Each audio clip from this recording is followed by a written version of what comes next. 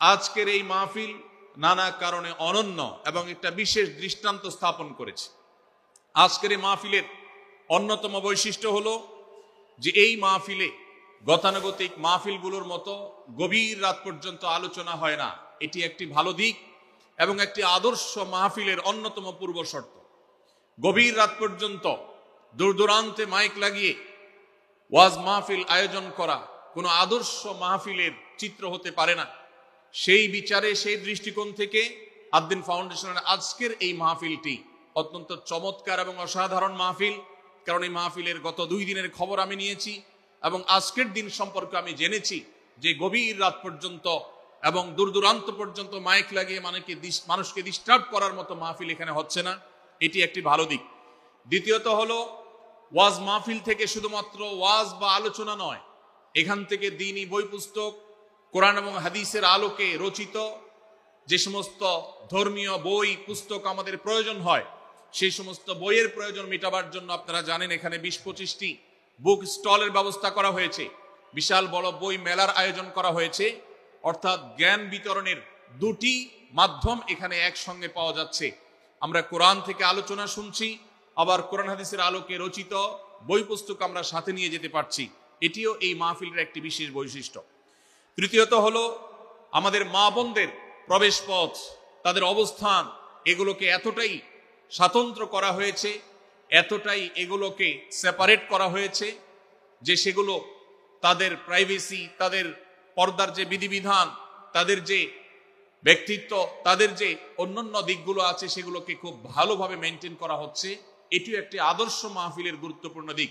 আজকাল অনেক ওয়াজ মাহফিলে মা বোনদের জন্য ওয়াজ শোনার ব্যবস্থা রাখা হয়, কিন্তু সেই সমস্ত ওয়াজ মাহফিলে মা বোনদের পর্দা সুন্দরভাবে সুচারুরূপে তারা আসা এবং নিরাপত্তার সাথে আবার ফিরে যাওয়ার মতো পৃথক আসা যাওয়ার রাস্তা ইত্যাদির ব্যবস্থা করা হয় না, যা বহুবিধ ফিতনার কারণ হয়ে থাকে। আজকের এই মাহফিলটিতে সেই দৃষ্টিকোণ থেকে একটি অনন্য দৃষ্টান্ত স্থাপিত হয়েছে যে মা বোনদের জন্য পৃথক ওয়াজ শোনার ব্যবস্থা এবং রাস্তাঘাট পৃথক, যাতে করে তারা তাদের সেই পর্দার বিধিবিধানগুলো মেনটেন করে চলতে পারেন। এই জন্য আমি কর্তৃপক্ষকে বিশেষভাবে ধন্যবাদ দিতে চাই। সেই সাথে আজকের একটা মাহফিলের সম্পূর্ণ নতুন দিক যুক্ত হয়েছে, যেটা আপনারা দেখেছেন, তা হলো প্রত্যেক আলোচক আলোচনা করার আগে তার বায়োগ্রাফি পেশ করা হচ্ছে, তার জীবন বৃত্তান্ত পেশ করা হচ্ছে এবং সংক্ষেপে তার সম্পর্কে ধারণা দেয়া হচ্ছে। এটিও একটা চমৎকার দিক এবং আমার জানা মতে বাংলাদেশের যে কোনো মাহফিলে এটি প্রথম দৃষ্টান্ত। সেই সাথে এই মাহফিলে আগত আমাদের সম্মানিত দর্শক শ্রোতা মণ্ডলীর জন্য প্রাথমিক চিকিৎসা সম্পর্কে যেন তারা ধারণা নিতে পারেন, সেজন্য অনেকগুলো বুথ করা হয়েছে। এই বুথগুলো থেকে একজন মানুষ তার প্রাথমিক স্বাস্থ্য, এটার পরীক্ষা নিরীক্ষা বা নিজের চিকিৎসা সম্পর্কে স্টেপ কিভাবে নেবেন সে সম্পর্কে আদ-দ্বীন সকিনা মেডিকেল কলেজের তরফ থেকে একটি বিশেষ আয়োজন হলো, যে বিশেষ ক্যাম্প এবং বুথ করে করে আমাদের দর্শক শ্রোতাকে এই দিক থেকে বিশেষ সার্ভিস দেওয়া হচ্ছে।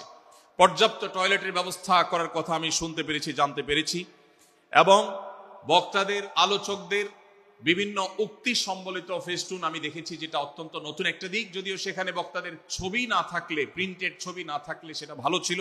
আমি আশা করব কর্তৃপক্ষ সেটি পরবর্তীতে খেয়াল রাখবেন।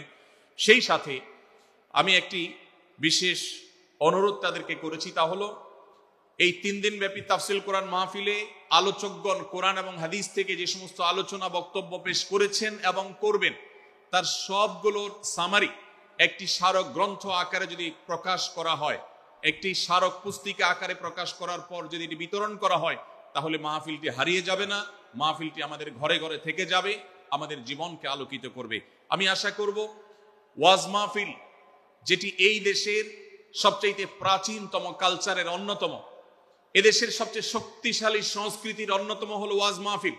এই ওয়াজ মাহফিলগুলো আদর্শ ওয়াজ মাহফিলে পরিণত হবে। এই ওয়াজ মাহফিলগুলো মানুষের বিরক্তির কারণ হবে না। শহর এলাকায় রাত বিরাতে, গভীর রাত পর্যন্ত দূর দূরান্তে মাইক লাগিয়ে মানুষের দুর্ভোগ সৃষ্টির কারণ হবে না। উচ্চ শব্দ দিয়ে মানুষকে বিরক্ত করার কারণ হবে না মাহফিলগুলো। আমরা যদি আদর্শ ওয়াজ মাহফিলের দৃষ্টান্ত স্থাপন করতে পারি, তাহলে এই দেশ কোরআনের আলোয় আলোকিত হবে, হাদিসের আলোকে আলোকিত হবে, আমাদের ঘরগুলো আলোকিত হবে দ্বীনের নূর এবং আলো দ্বারায়। আল্লাহ রাব্বুল আলামিন আমাদের সবাইকে কোরআন এবং হাদিসের আলো থেকে আলোকিত হওয়ার তৌফিক দান করুন।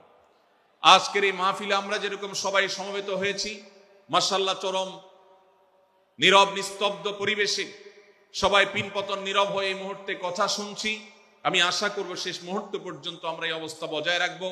আরশে আজিমের মালিকের কাছে ফরিয়াদ করি, হে আল্লাহ, হে আরশের মালিক, আপনি আমাদের সবাইকে এখানে যেরকম একত্রিত হওয়ার তৌফিক দিয়েছেন, জান্নাতুল ফেরদাউসের আঙ্গিনায় প্রিয় হাবিব মুহাম্মদ মুস্তাফা সাল্লাল্লাহু আলাইহি সাল্লামের সাথে আমাদেরকে এরকম একত্র হওয়ার সমবেত হওয়ার তৌফিক দান করুন, বলুন আমিন।